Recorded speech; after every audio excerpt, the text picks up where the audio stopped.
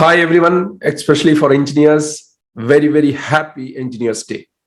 So today on this Engineers Day, I want to think about two, three engineers so that I can, as a contribution to the society, just I want to remind you people that this all great persons, people were there in this world, especially in India.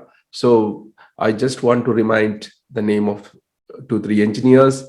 And I also want to talk about the engineering education and engineers' contributions towards national building. We have to remember and we have to recognize this. So the capability of engineers we must build such a way that is the most wanted things for any nation, especially in India. So let us. I have made a small presentation for you. It's a National Engineers Day celebrated on September 15th, okay, in India. This is just to recognize, not just to recognize, it is recognize wholeheartedly the contribution of the engineers in national building. So this is started in 1968, the government of India, to mark the birth anniversary of Mokshagundam Vishwesvaraya as a National Engineers Day.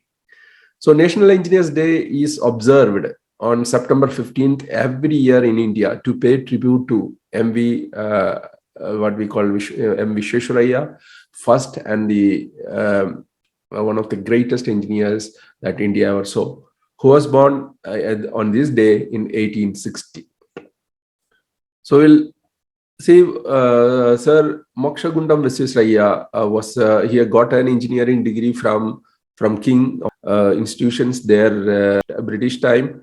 He often referred by his initial MV and was the first Indian civil engineer, statesman, and the 19th Diwan of Mysore, serving from 1912 to 1980.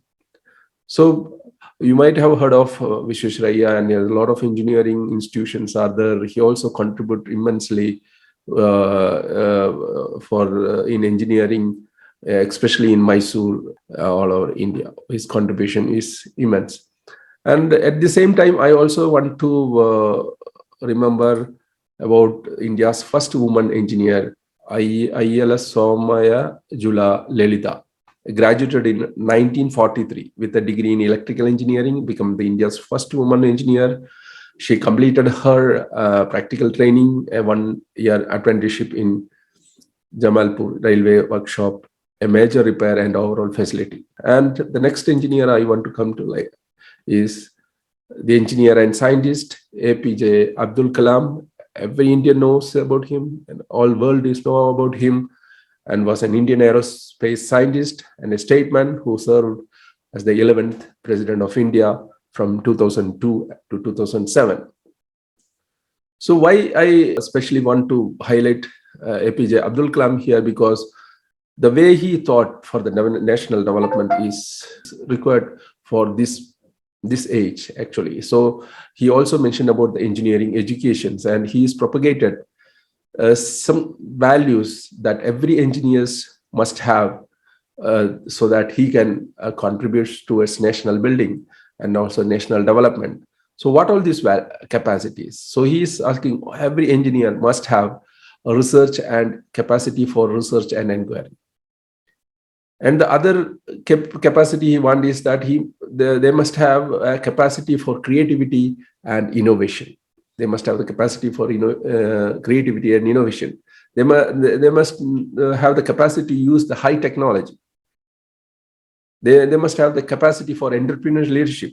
They must have the capacity for moral leadership. These are all the capacities that every engineer must have so that he can immensely contributes towards national development. Then he becomes 100% engineer. So I want the engineering system to be so that, because we are already a system of engineering education, so that engineering education is going, so everybody is going with the same pattern, because I also done engineering. I also gone through the same streams of teaching, and I also graduated, and all these things are happening. But at the end of the day, what we can understand that how efficiently we can bring the engineering education. So what we have to have a total no, change in the system itself, one for, because that may be a revolutionary step, because that kind of education system were in India earlier times, that whoever interested in a particular field, he will focus, he will go for find and search a mentor, and under him they will take the education like that. Here what happening is that in engineering educations, people are taught so many things, whether it is relevant for the time or not, it is going to useful for him in his future or not. They were taught so many things in a particular stream, and at the end of learning they just compete for getting the marks, and when they came out from the college, they again compete for getting any opportunities outside, any job outside. So this kind of thought process, this kind of mindset totally ruins the engineer status in the world, especially in India. So why? Because most of the engineers, though passed out, you can see that almost 95% of the engineers are not having that kind of dream job they thought about when they joined, when they studied for a competitive examination, when they joined college. They have a dream. They had a dream that I will go and have a high income and they will happy living like that. But at the end of the day, they don't have those things. They still struggle to exist.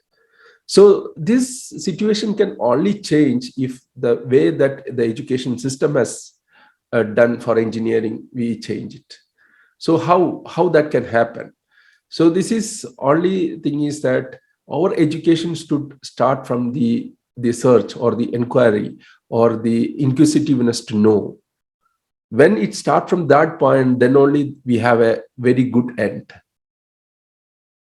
So my suggestion is that we should start engineering, teaching engineering, not on a particular subject or like that, looking at what problem he want to solve in the engineering field. So if somebody comes and join, we will fill the form. Okay, which what problem you want to solve in this society in the engineering field. So we can identify. We help him to identify the problem, and we can check what kind of problem that it is going to be fruitful and what will be most beneficial, what will give more impact in the society. So we can help the student for that. Later, we have to leave him to search the material for himself for whatever the knowledge he want to give a solution to that problem. This should be the way of teaching. And at the same time, he should able to earn also. That may be a very radical step, because learning and at the same time earning, how it can happen. So most of the people are like that. No, thought process are like that. First we will learn, then we will earn, like that. But we can also bring at the same time, when he learn, he can also earn. So we have to make a system like that. So how that system can be done?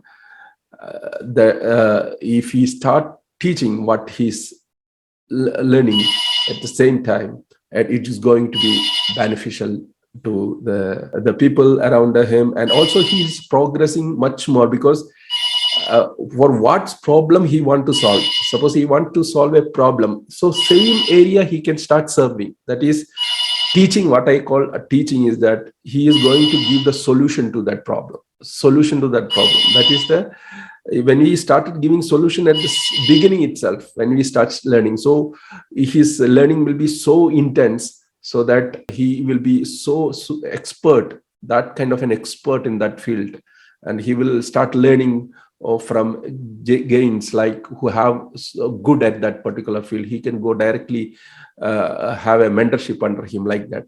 So this is the way it is going to give solution and the contribution to the nation, when we have the education system from this direction. So I am conducting education program for engineers, so that they can have a high income growth as well as happy living. If you want to know about this program, I have given a link below this. Okay, At this Engineers Day, I am taking this as a starting point to have my mentorship to the engineers in India, especially engineers in India. The last 30 years of my experience and learning, everything will be put into these courses. And it's really going to be beneficial to each and every aspiring for engineering, the right kind of engineering education. Once again, I thank you all for this opportunity to wish you all has a happy Engineers Day and wish to meet you all in my community. Thank you very much.